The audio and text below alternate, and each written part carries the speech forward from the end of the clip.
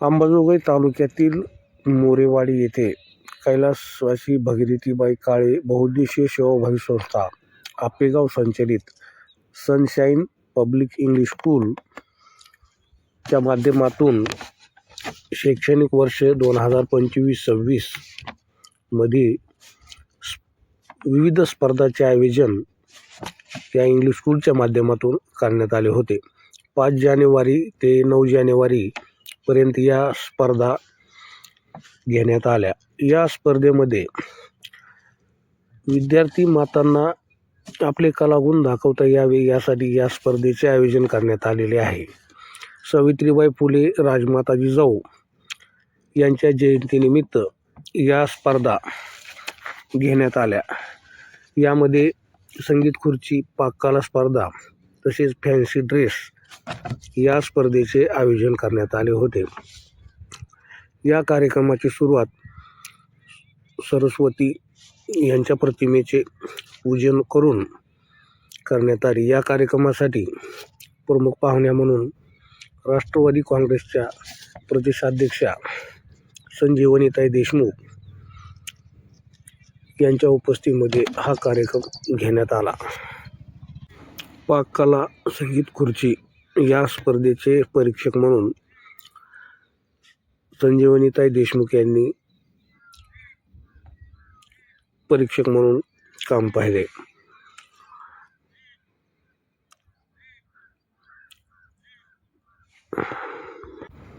Fancy ड्रेसचे परीक्षक म्हणून कचरे मॅडम यांनी काम पाहिले. ही स्पर्धा उत्तमरित्या यशस्वी करण्यासाठी मुख्याध्यापिका शीतल काळे मॅडम, शेख नरगिस मॅडम, वैशाली कावरे मॅडम, कोमल कांबळे मॅडम, पूजा ठोंबरे मॅडम यांनी हा कार्यक्रम यशस्वी करण्यासाठी परिश्रम घेतले. खरं पाहिलं तर विद्यार्थीच्या जडणघडणीमध्ये माता पालकांचा आणि शिक्षक वर्गांचा खूप मोठा वाटा आहे. विद्यार्थी मातांना आपले कलागुण दाखवता यावे यासाठी या सनशाईन पब्लिक इंग्लिश स्कूलने या स्पर्धेचे आयोजन करून विद्यार्थी मातांना आपले कलागुण दाखवण्याची संधी दिली. विद्यार्थी मातांना आपले गुण दाखवण्याची संधी दिल्याबद्दल विद्यार्थी मातांनी या शाळेचे आभार मानले आणि अशा स्पर्धा आयोजन केल्याबद्दल या संस्थेच्या मुख्याध्यापिका सौ शीतल मॅडम यांचे कौतुक देखील यांनी केले. आपल्या भावना देखील या स्पर्धेबद्दल या विद्यार्थी मातांनी व्यक्त केल्या. मी सौ शीतल सूरज काळे, सनशाईन पब्लिक स्कूलची मुख्याध्यापिका, कैलासवासी भागीरथीबाई काळे सेवाभावी बहुउद्देशीय सेवाभावी संस्था आपेगाव संचलित. आज आमच्या शाळेमध्ये वेगवेगळ्या स्पर्धांचं आयोजन केलेलं आहे. तर महिलांसाठी खास करून आम्ही ह्या स्पर्धा महिलांसाठी आयोजित केलेल्या आहेत. जसं की सावित्रीबाई फुले आणि राजमाता जिजाऊ यांचा जो जयंतीचा सप्ताह आहे, त्या निमित्ताने महिलांच्या वेगवेगळ्या कलागुणांना वाव मिळावा यासाठी वेगवेगळ्या स्पर्धांचं आम्ही आयोजन केलेलं आहे. तसेच शैक्षणिक वर्ष 2025-26 या वर्षामध्ये आम्हाला पालकांचा खूप मोठ्या प्रमाणात प्रतिसाद मिळालेला आहे. असाच प्रतिसाद आम्हाला पुढच्याही वर्षी मिळावा तर अशी मी सर्व पालकांना विनंती करते. आणि 2026-27 या वर्षासाठीचे शैक्षणिक ॲडमिशन चालू झालेले आहेत असे मी सर्व पालकांना कळवते. या सप्ताहानिमित्त आणखी काय काय स्पर्धा आहेत? सप्ताहानिमित्त आम्ही मुलांसाठी म्हणजे शाळेचे जे छोटे मुलं आहेत त्यांच्यासाठी आम्ही वेगवेगळे स्पोर्ट्स म्हणजे त्याच्यामध्ये म्युझिकल चेअर असेल, रनिंग रेस असेल, लेमन स्पून असेल, हाय जंप असेल, सॅक रेस अशा वेगवेगळ्या स्पर्धांचं आयोजन केलेलं होतं. आणि महिला विशेष म्हणजे महिलांना बाहेर पडता येत नाही, कुठेतरी त्यांनाही वेळ मिळावा स्वतःसाठी म्हणून आम्ही महिलांसाठी पाककला स्पर्धा, फॅन्सी ड्रेस कॉम्पिटिशन आणि रांगोळी स्पर्धा, म्युझिकल चेअर अशा स्पर्धांचं आयोजन केलेलं आहे. महामानवाच्या जयंतीच्या आठवड्यानिमित्त शुभेच्छा. माता सावित्रीबाई फुले आणि माता जिजाऊ यांच्या जयंतीचा सप्ताह चालू आहे. त्यानिमित्त आपलं कर्तृत्व आपण कोणत्या पद्धतीनं दाखवायचं हा आपल्याला इतिहासाने घडून दिलेला आहे. तर त्या माध्यमातून शाळेच्या माध्यमातून शीतल मॅडमनी आणि सुरेश सरांनी जी काही सुरुवात केलेली आहे ती शून्यातून सुरुवात करून ते रोपटं लावून आज ते थोडं मोठं होत आहे, त्याला फांद्या फुटत आहेत आणि तुम्ही माता पालक म्हणून तुम्ही स्वतःचं कर्तृत्व ह्या माध्यमातून सिद्ध करू पाहताय. तर तुम्हा सर्वांना खरंच खूप शुभेच्छा. आणि ह्या जोडीला तर काय माझ्या अगोदरपासूनच शुभेच्छा असतात, त्याच्यामुळे काही त्यांना वैयक्तिक द्यायची गरज नाही असं मला वाटते, कारण त्यांच्या पाठीशी मी एक मोठी बहीण म्हणून नेहमीच असते आणि माझ्या एक कुटुंबाचा भाग आहे ते खरं तर.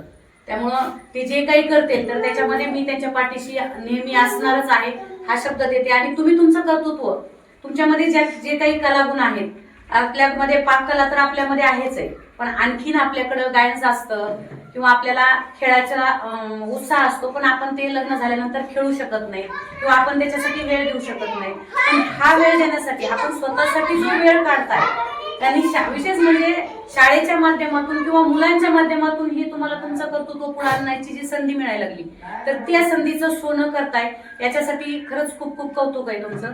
आणि ही वेळ मला मिळाली नाही, कारण आम्ही स्वतःच म्हणजे मुलांचं संगोपन करत करत आम्ही कामामध्ये जास्त व्यस्त होते. मी स्वतः, कारण माझा मुलगा आज 21 वर्षाचा आहे, तर त्यांना मोठं करण्यामध्ये मी माझा वेळ दिलेला आहे. आणि बाहेरचे कामं जी काही समाजसेवा करायची दवाखान्याच्या माध्यमातून असेल किंवा कोणत्या महिलेवर अन्याय अत्याचार होत असेल त्या माध्यमातून, म्हणजे दवाखाना ते पोलीस स्टेशन कोर्ट कचेरी काही असो, त्या प्रत्येक ह्याच्यामध्ये प्रत्येक स्त्रीच्या पाठीमागे एक मोठी बहीण किंवा लहान बहीण म्हणून मी उभी असते. तर यामध्ये मी स्वतःकडं आणि स्वतःच्या मुलांकडं थोडासा वेळ कमी दिला आणि माझं स्वतःचं कर्तृत्व मला दाखवायची पण संधी मिळाली नाही. पण त्या माध्यमातून मी एक कला मात्र माझी हे केली, ज्यावेळेस मला गाडी शिकायला म्हणजे येत नव्हती, दुसऱ्या महिला ज्यावेळेस गाडीवर पळत जात होत्या त्यावेळेस मला वाटायचं की ह्या गाडी कशा चालवतात. म्हणजे आपली सुरुवात कशी होती ही थोडक्यात सांगते मी, कारण ज्यावेळेस आपल्याला काहीच येत नसतं त्यावेळेस आपल्याला समोरच्याचं कौतुक वाटतं की ती कला कशी करत असत. पण ज्यावेळेस मी स्वतः गाडी शिकले त्यावेळेस मला वाटायला की नाही अवघड नाही. मग त्याच्यानंतर मी विचार केला, 1 वर्ष फक्त मी गाडी चालवली, त्याच्यानंतर मी विचार केला की मी समोरचे जिला येत नाही तिला मी शिकवू शकते. मग मी या माध्यमातून मी गाडीचं माझं प्रशिक्षण केंद्र चालू केलं. 2017 पासून ते आता म्हणजे 25 जून पर्यंत मी 25 जून पर्यंत मी चालू ठेवलं. मध्यंतरी मी आजारी पडल्यामुळे मी ते बंद ठेवलं. आणि या माध्यमामध्ये मी कमीत कमी 2200 ते 2300 महिलांना मी गाडी शिकवली आहे. 2 व्हीलर बरं का, 4 व्हीलर म्हणतात, कारण 2 व्हीलर सर्वात सामान्य घरातली स्त्री शिकू शकते. 4 व्हीलर हे आपल्यासारख्याचे कामं नाहीत, म्हणून मी म्हणजे विचार तो केला की घडवायची तर शून्यातली स्त्री घडवायची.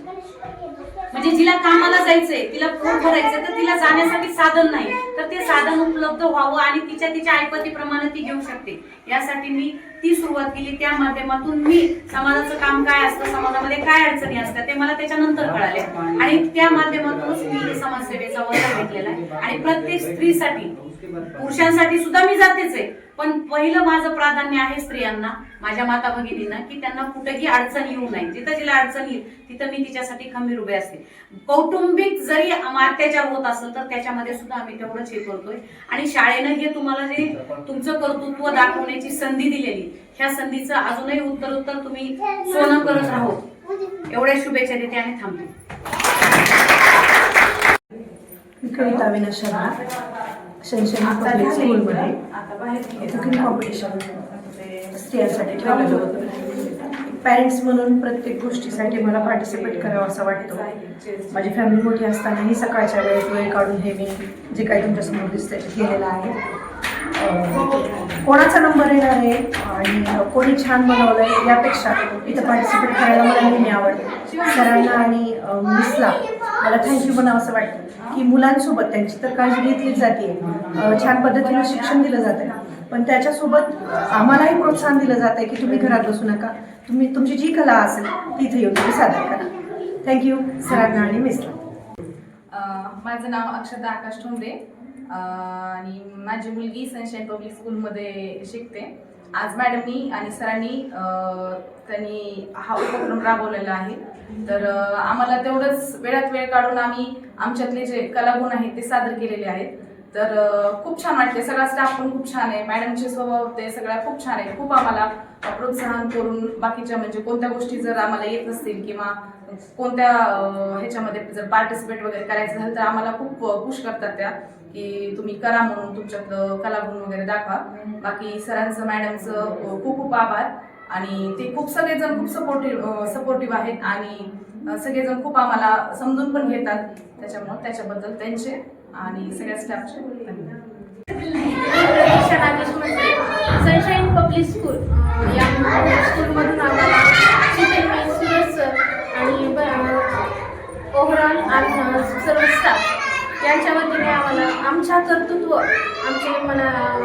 आमच्या लेकरांच्या माध्यमातून आमचे कर्तव्य समोर येण्यासाठी त्यांनी आम्हाला मार्गदर्शन केले आणि आम्ही आमच्या बिझी लाईफमधून थोडासा वेळ काढला आमच्यासाठी आणि आम्ही आमचं कर्तृत्व सादर केलं.